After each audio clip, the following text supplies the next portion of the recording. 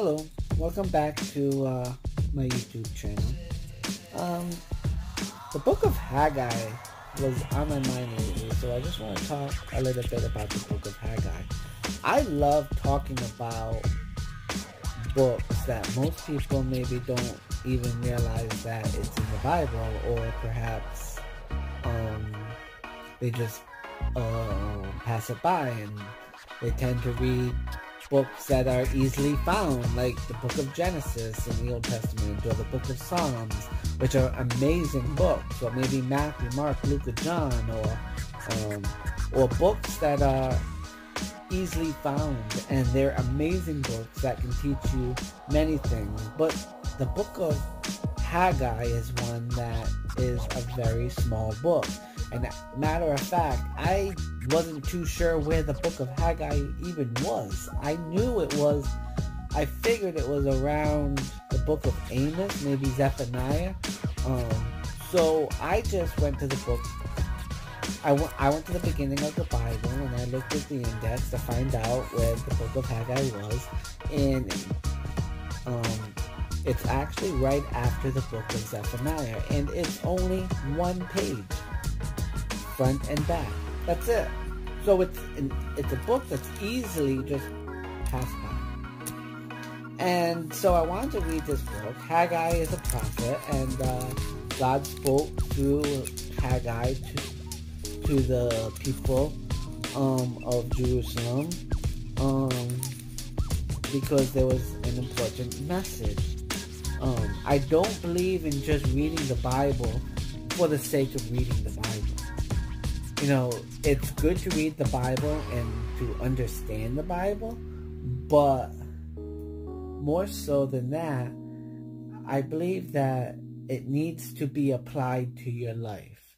I believe that every book in the Bible, every word that we read must be applied to our lives. So how is the Bible going to be applied to my life, or the book that we read? So tonight I'm reading the book of Haggai. So how is this book of Haggai going to change my life when I wake up in the morning and I go to work Monday morning, and then Tuesday morning, and then Wednesday, and so on and so forth? How is my life going to change? How am I going to live my life differently? And I am going to explain that, because I found that Haggai's message is real simple. It's really easy. And I'm not going to read the entire book of Haggai. I believe that, you know, if I spark an interest and you're intrigued, then just get your Bible out and you read it, because maybe you'll pick up something in it that perhaps I didn't talk about or say. And this book of Haggai, you could easily sit down and read it in just a very short, just a few minutes of your time. It's only, like I said, it's front and back. So you could sit down and read this book, this entire book, that in just a few minutes. So anyways, I just want to start off by asking this question. Have you ever had the trouble finishing something that you started? And if you're anything like me, I think you have. It doesn't matter what it is. Maybe it's a drawing. Maybe it's maybe you're a writer and you're trying to write a book and you started it but you haven't finished it. Maybe it's building something. Maybe it's your house. You started building it and you ended up putting it off. Maybe it's a shed out back. Maybe it's rebuilding a car. It can be 1,000 different things. Whatever it is.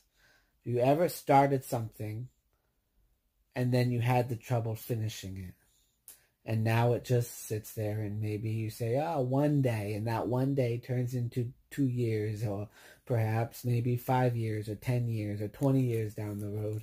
You're still thinking, well, you know what, I'm going to finish it one day. Well, that's what is happening here. And basically, just a little backdrop, the temple was not finished. And the people of Jerusalem, they were going around building their own luxurious houses and adding things to their house and building. And they have these great, big, amazing houses.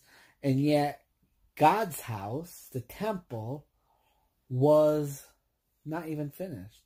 It's just lying there in ruins. And so God spoke to Haggai, and Haggai was a prophet. And God spoke through Haggai to tell the people of Jerusalem, and this is what Haggai said. This is what the Lord of, I'm going to read in chapter 1, verse 2. It says, this is what the Lord of heaven's army says. The people are saying, the time has not yet come to rebuild the house of the Lord. Verse 3. Then the Lord sent this message through the prophet Haggai. Why are you living in luxurious houses while my house lies in ruins? This is what the Lord of heaven's army says. Look at what's happening to you. So I wanted to stop right there. So exactly what I just said. People are living in these luxurious houses, building their own kingdom, and yet God's house is yet unfinished.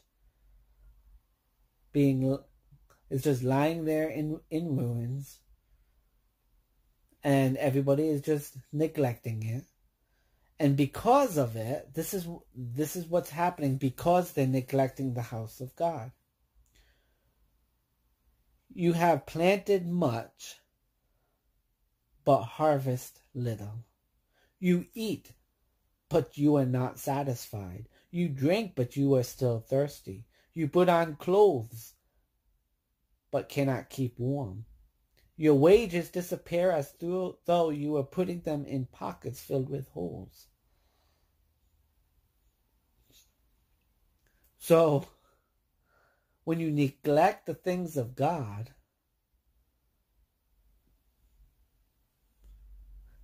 no matter what you do in your own power, it doesn't seem like it's enough. You're never going to be satisfied.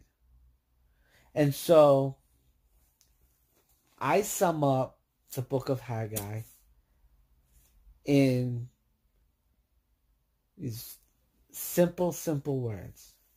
It's put God first. 3 simple words. That's what the book of Haggai, to me, is summed up as. Put God first in all that you do, no matter what. That's it. It's simple. There's not much more to say.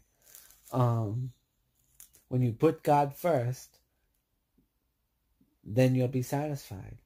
So look to your local churches. What do they need? Look at God's house. What do they need? Help that first to build God's house.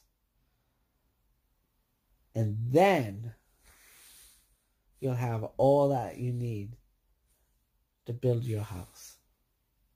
Or whatever it is that you're doing to build your life. You will then be satisfied. That's it.